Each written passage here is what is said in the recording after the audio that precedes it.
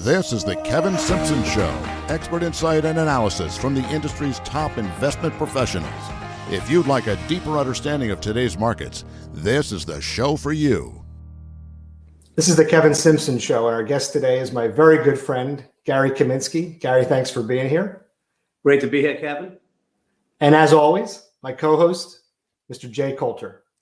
Thanks, Kevin. Listen, I'm excited to have Gary on your show because I got to tell you, I used to work for him 20 years ago when we were both at Neuberger Berman and Lehman Brothers. For anybody who possibly doesn't know who Gary is, after Lehman Brothers, he did a stint at Morgan Stanley, but where he's most widely known is as 30 years as a guest host on CNBC. In fact, little known fact, he was one of the first 5 original co-hosts on Squawk Box. He also hosted his own show, The Strategy Session on CNBC. Today, he's a senior advisor for a fintech company out of Colorado called Tiffin. Gary, great to see you again. Great to see you, Jay. And you didn't work for me. You know, we worked together. It was a great time. And what was most rewarding, as you remember, Jay, was the fact that we really broke down a lot of walls. And there's nothing better than, blowing up some misperceptions out there in the financial services industries. And it was great doing it together. It was one of the more fun times in my career for sure. If this was 30 years ago, Jay, were you 7 when you were working with Gary? I mean, how's that possible? It was 20 years ago. So I was 17. All right. Even better. Well, if you talk about Gary's history with CNBC, I think for sure, Strategy Session was one of the best shows they've ever had. As a fan watching it, it was certainly one of my favorite shows on television, not just on CNBC. But that might even be a great place to start. Gary, I know we've talked a lot off mic and in different conversations, but maybe some stories that are clean for public consumption. But talking a little bit about your days at CNBC would be probably the most fun that we could have on today's episode. Yeah, well, Kevin, I guess let's start with how did I end up there? Because a lot of people say, well, you were young. At the time, I was co-managing the private bank at Cowan and Company. That was when Cowan was a partnership, well known for its technology and healthcare, capital markets business. And I was a young guy, and all of a sudden I showed up there on Squawk Box. So, how did that come to be? Well, I had started my career when I got out of business school at a small hedge fund. Just to kind of date myself, JRO Associates at the time in 1989 had close to 110 million in capital. That's it, 110 million, and was considered, for the Wall Street firms, it was considered a tier 1 hedge fund, meaning that Goldman Sachs, back in those days, Drexel Burnham and Kidder Peabody and Solomon Brothers, they considered JRO to be one of their biggest clients.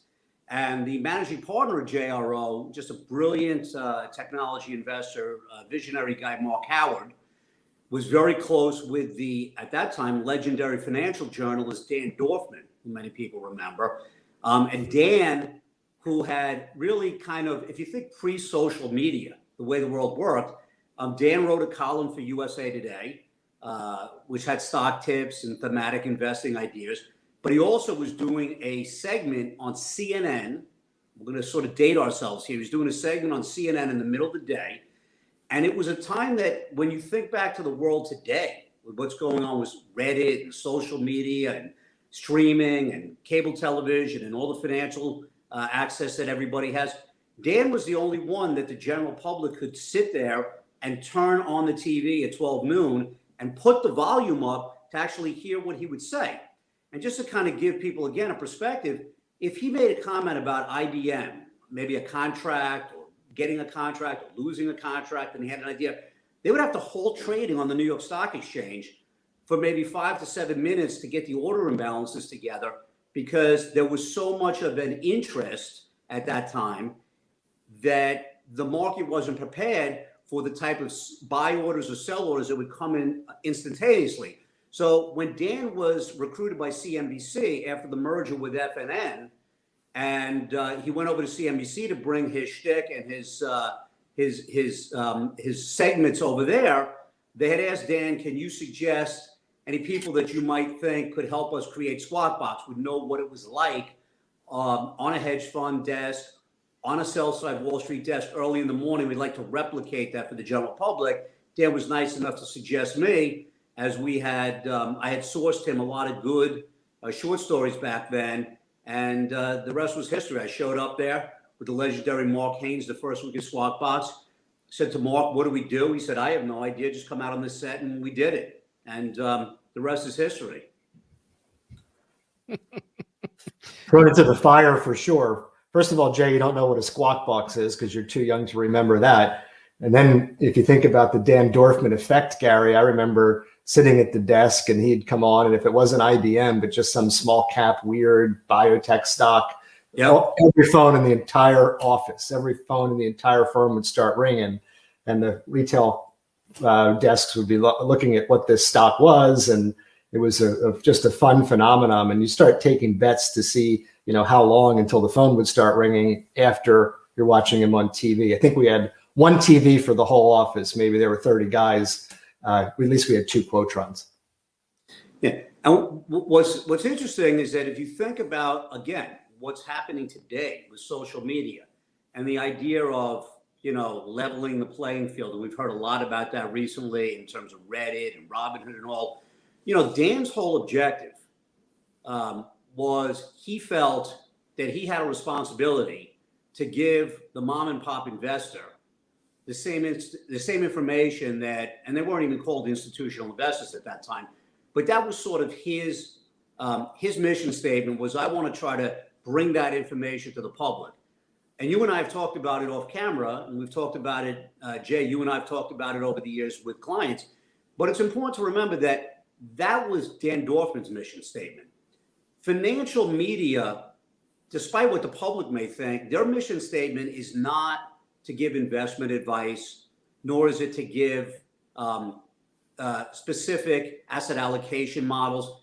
Much like anything else, it's a information genre, but it's entertainment. And that's why it's always so important to remember that the daily discussion that goes on at Fox Business or even Bloomberg or CNBC as it relates to the stock market and the bond market and private equity, they've got to give information, but it has to be laid out in a thematic way of entertainment. And for financial journalism, entertainment is 2 things: fear and greed. And if you go and you watch the stories during the day, there's going to be a lot of things about how much money you can make in a certain security or in a certain space. That's obviously the greed factor. Or these things have run up so fast and you better get out now. You better listen because we're going to give you a warning. And that's the greed factor and the fear factor. And so the entertainment aspect of it, what they call in journalism, the arcs, are always going to be between fear and greed. And that's not to say that there's not good information. There is good information, but it's important to always remember as an investor that it's entertainment at the end of the day. There was nobody smoother at making those transitions than Mark Haines. When you would sit as a viewer and watch, cool as a cucumber, no matter what the futures were doing or how markets were trading in the morning, he could go from those conversations and just make you feel like you had somebody helping to steer the ship. Yeah, we were very, very close. And so I'll share, just a little tidbit. Mark, he was a big smoker, cigarette smoker. He probably went through like 40 cigarettes, 2 packs a day, unfortunately. So, he would run out during every commercial break. We were in the studio at the time, which was in a commercial office building in Englewood Cliffs, New Jersey. So first of all, Mark never wore actual pants. So we're all living in the Zoom world now. So you don't know, what I've got below here, but Mark would always come in the summertime. He'd wear a pair of shorts, a pair of topsiders. He would come into the makeup room maybe 5 minutes before the show would start at 5:55 a.m., throw on a shirt, a tie, sport jacket. They do his hair. And he was wearing, in the wintertime, sweatpants and topsiders. In the summertime, shorts and topsiders. And the minute that show ended, that shirt came off, that tie came off, and he was out. He was watching his kids play sports. He was very enthusiastic about that. But every commercial break, he would run out, have a cigarette break out in the in the lobby, not the lobby, like the outside doors to get to the outside of the building. And it would be like the clock would be there, and it'd be like all right, 27, 26, 25. And he would come in and the viewer never knew. He would be in there 5 seconds before the break came back and boom, that was it. And just about every single break, he was out the door. And he also used to eat cold cereal in the morning, put it below the desk, sometimes take it out when they were doing like a shot like this. And that might be, so you might have like a 4 shot and Kernan would be blabbing on saying something. And Mark would take out the cereal, Raisin Bran, Cheerios, whatever, and he'd be eating. And then the stage manager would, give him the look and boom, and that would go away. He was an amazing character and completely true to himself till the end. So Gary, during your run at CNBC, you had your own show, The Strategy Session, very popular show. What was the genesis of that? And then what were some of your favorite moments about producing that show? Well, I'll make that long story short. When I left Neuberger Berman and Jay, I had garden leave. For those that are not familiar with that term and that are not Wall Street regulars, basically in order to leave, I had to agree that I wouldn't compete, I wouldn't solicit clients, and so thus garden leave. And I was sitting on the beach, and when I came home and I told my wife, I guess the good news was I was leaving Lehman before it blew up. The bad news was I had nothing to do. My wife said, you got to get the hell out of the house. My 3 sons were now 28, 26 or 21. Obviously this was 12 years ago. She was like, I said, good news, bad news. Good news is I'm getting out of Lehman. What's the bad news? Well, the bad news is I don't have a job. She said, well, you better find something to do. So CNBC had asked me, the brilliant and legendary Susan Krakauer, who was the executive producer, senior VP of program, who had put together, created Mad Money, Options Actions, Fast Money, really one of the brilliant people behind all of the talent and creativity over there. We had met. I obviously had a relationship, and they asked me, would I consider doing something on a full-time basis over there? And having the big mouth that I had, I said something along the lines of, I'm an investor. I'm not a trader. I'm not even a good trader. A lot of what you do, a lot of the program is not even geared towards, what I can be value added. And Susan being Susan, called me into her office, said something like, I guess she's going to watch this. So, she'll probably want to come on, Jay, and say, she didn't say, she said, sit the hell down and tell me what kind of show you'd like to put together. And David Faber and we've been close friends for, I'm going to date us now, probably 35 years. Obviously Dave, one of the originals over there, he and I had a vision where, much like Squawk Box was trying to replicate what took place in a morning meeting, we want a strategy session to be the show in the middle of the day where you had to turn the volume on. And the objective was we wanted to talk to the professionals, the investment advisors, the portfolio managers, the asset managers, and we wanted it to be a peer-to-peer discussion. So instead of having people come on recommending stocks, we would much rather have a private equity investor come on and tell us what type of investments they were making, or capital markets. And we had, some of the things that stand out in my mind after the financial crisis when General Motors was restructured and started to have the post-restructuring trade. We had the head of capital markets who advised for Morgan Stanley, on our air live when the thing started to trade. That was never had happened before. We had the CEOs of all of the firms, Gorman and John Mack when he was there, and Lloyd Blankfein.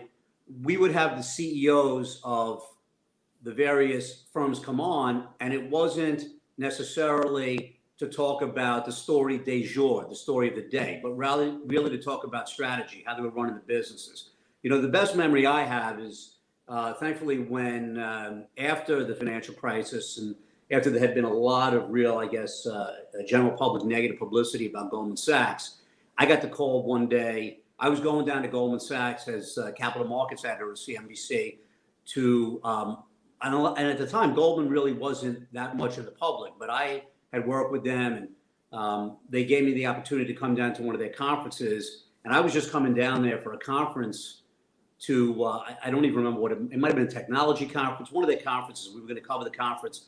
And the night before, I got a call from their media people to say, hey, how would you like to have Lloyd Blankfein on live? First post-financial crisis interview. And that was definitely something I'll always remember. First of all, it was very gracious of Lloyd to do. And the amazing thing about him was, if you remember the Muppets, remember there was some language in some emails about clients being Muppets, and everybody was like, "Oh, when Goldman speaks, they're going to, talk about how they refer to clients as Muppets." And the nice thing about Lloyd is that he said to me, "Come, we're going to do it." I think it was like an hour, uninterrupted, live on air, and he said, we could talk about anything. There's no subject off limits. So I've got tremendous respect for that type of an approach, and I could probably name 15 or so things, but that's certainly one of the things that stands out. And we had a great run with the program, and David and I remain extremely close today. And, it was just a great experience. Excellent. That's a great opportunity to transition here. And let's talk investing in markets. So we're recording this in March of 2021. Some people could say that valuations have been stretched. We've had a crazy 12-month period. And let's go back to when you were managing money during the internet bubble. Because where financial advisors are struggling today is, what do you do when you're looking at a market the way it looks today? And it feels similar to 1999. Gary, what was your approach in 1999 to managing money, and how did you manage through the crisis? Well, again, we have limited time here, so let's just be real brief about 99, Jay. As you know, we were able to sell, thankfully, a lot of technology stocks very early on, which, by the way, was not a great thing in late 99. In late 99, clients, at one point I thought the business was over because clients told us we were dumb, we were stupid, we didn't understand. It didn't matter. Internet traffic was going to double every month until eternity. If you remember the companies like Exodus and JDS Uniphase and Global Crossing, and many of these companies don't even exist today. So we had sold a lot of technology stocks, and it was really, and I told the story to you recently, it wasn't, any crystal ball. It was attending the Soundview Technology Conference down in Boca Raton in late 99, and there was two presentations simultaneously. IBM, head of storage and mainframes, in one room, in one ballroom. A nice gentleman named Joseph Strauss was on TV every other day, CEO of JDS Uniphase, in another room. They were standing out the hallway, in the vestibule, out in the courtyard to listen to JDS Uniphase. Not one person, maybe three. Probably three people were in the IBM mainframe session, the breakout session. And we just felt that it was a time where 1 in 3 publicly traded mutual funds found a reason to own JDS Uniphase. And so people were changing their charters because everybody's closet indexing, and they were worried they weren't participating in the names. And so we decided at that time as a team to reduce what was taxable accounts, very low cost Cisco, GMUs, Intel, AOL. And we were chastised for quite some time in late 99, especially Christmas time and the early couple of months of 2000. But it obviously led to, great long-term performance for the portfolios for much of that decade as a result of recognizing that there had been a mania. Now, it's a little different today. So let's just transition to where things are today. Yes, the markets had quite a run. But if you think about what the Federal Reserve has done, or what they've said they've done, as we sit here and we tape this literally 1 year to the day of when the world shut down. It was 1 year ago today that was the beginning of what we've had over the last 12 months.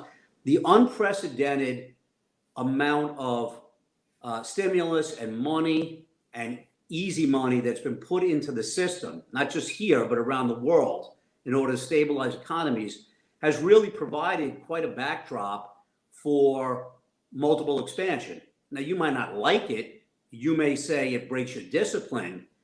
But a flexible money manager has to accept the fact that sometimes the markets are going to trade at above the ROIs, the return on investment that you might be trying to model based on cash flows or based on dividend returns. And you have to go through those cycles and recognize that timing the market is impossible. Okay, if you were smart enough to sell last year everything on March 6th, were you smart enough to buy everything back April 1st? And if whoever says that they are or that they were is full of it. That's complete bullshit. So you've got to stay with your discipline. Maybe we should let Kevin talk a little bit about his discipline and why I really like the style. Because if you stay through the disciplines in times like 99 or in times like we've just witnessed over the last 12 months, without the dispersion of trying to just chase for a short period of time something that's working, you don't have to worry about the noise that's associated with the outside dynamics that are affecting the businesses. Remember, Joe Lasser, Jay, my mentor and one of the great legendary investors, you can't forget that when you buy a share, when you buy a piece of paper, which is what you're basically buying when you're buying stock, you're buying a piece of a business that hopefully generates positive free cash flow, and then they could do something with it. They could grow the business, they could return it to shareholders, dividends, distributions, they could buy back stock, they could do nothing with it, which is probably the worst use of capital. And as a steward as investing, you just have to remember in the times of craziness, what's the business, what's the growth prospects, what are they doing with the cash that they're generating, and how's that going to benefit me 3 to 5 years down the road? Yeah. So, Kevin, looking back on how you were managing money in 1999, going into the crisis, through the crisis, and then looking at it as a lens that you use today, what are your thoughts on approaching money in this type of market? You make those comparisons in terms of things being frothy, but frothy is a lot different than something just so ridiculously overvalued. And much like Gary, we were writing covered calls on things, and I can recall many people screaming, yelling, just completely distraught that we had a stock like JDS Uniphase called away. And I could have conversations that were a little bit heated saying, well, you just made 30% on your money. He said, yeah, but if you didn't write that stupid covered call, my wife's up 80% on her shares. Like, you can't even spell JDS Uniphase. You don't even know what you're talking about or what it does. And when you were talking, I was thinking about so many people being critical of Warren Buffett, saying how, just lost he was in 1999, over the hill. He was probably one of the few guys with Charlie in that room actually watching the IBM conference at the time. But if you buy companies and you invest in companies that make money, have profits, you have a little bit better chance for longer success in this business than being a trader. But the other difference, Jay, between 99 and today is that depending upon the economist you talk to, there's $4 to $5 trillion on the sideline. So that's retail money that hasn't made its way into the stock market. In 1999, there wasn't a penny that wasn't in that market. And pretty much with very few exceptions, like Gary, Buffett, and maybe some of the dumb things we did by like buying Merck. I remember somebody yelling at me for that. But the thought process is we're still not at any capitulation bubble. We're not looking at the massive correction till that money finds its way into the market. Jay, let me just add one thing that's pretty timely just in terms of this week because of what's happened, between and it's almost hilarious to talk about the spike in interest rates, the move up from 1.2% on the 10-year to 1.55. But it's important to remember that the equity market, and now I could say the fixed income market as well, are correctly pricing in a massive recovery later this year. I spoke earlier this week with the CEO of one of the major airlines, who's a friend. Look, everyone knows you don't have to be a financial analyst, CFA, to know that the amount of pent-up demand that's in the system right now is unprecedented. None of us have lived through anything like what we're going to experience in terms of travel and leisure and restaurants and concerts and sporting events. My wife said to me the other day, I'm even going to come to a Jet game with you in September at the Meadowlands. And I was just like shocked about that. I said, really? She's like, yeah, I'm going to go to, she has 3 sons, with Jet fans, and I was like kind of blown away. She said she wanted to go to a Jet game, which is a whole nother story. But the market prices that in. And so it's important to remember that while we'll probably have a short-term, even now, crawl up as economic numbers come out and some of the demand numbers come out, and maybe we move to 2% on the 10-year.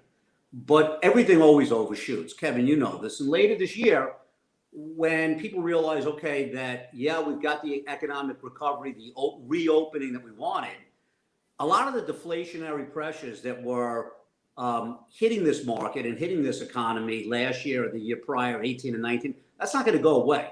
A lot of the manufacturing in Asia is going to continue to export deflation. And so interest rates will probably back down, if I'm going to make a forecast, sometime later this year, when people realize, yes, there's been this massive economic recovery, but the deflationary pressures that existed are still there. And so it's important, again, with a long-term perspective, to not change your strategy, especially your long-term asset allocation, based on the short-term noise that you're going to hear for the next, call it 4 to 6 weeks. Excellent. Gary, I appreciate you coming on the Kevin Simpson Show here. For viewers, if you would like to learn more about capital wealth planning, please visit capitalwealthplanning.com and subscribe to the show on our YouTube channel for timely updates. Gary? Can we have you back on after the Jets have their draft? Maybe bring your wife. Definitely. Well, we've got to decide what we're going to do with that quarterback of ours, Sam Darnold, first. So we will definitely have a Jet update. And guys, it was great. Look forward to coming back on the show. Great to see you, Kevin, and great to see you again, Jay. Thank you, my friend.